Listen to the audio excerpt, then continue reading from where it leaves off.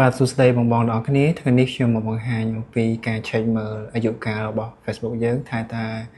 យើងបង្កើត account Facebook យើងនៅឆ្នាំណាអញ្ចឹងបងប្អូនចូលមកកាន់ account Facebook មក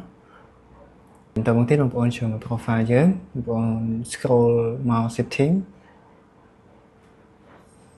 យក personal detail បន្តមកទៀតបងប្អូនយក information នេះណាតើមកទៀតបងប្អូនយកលើគេតើមកទៀតបងប្អូនយក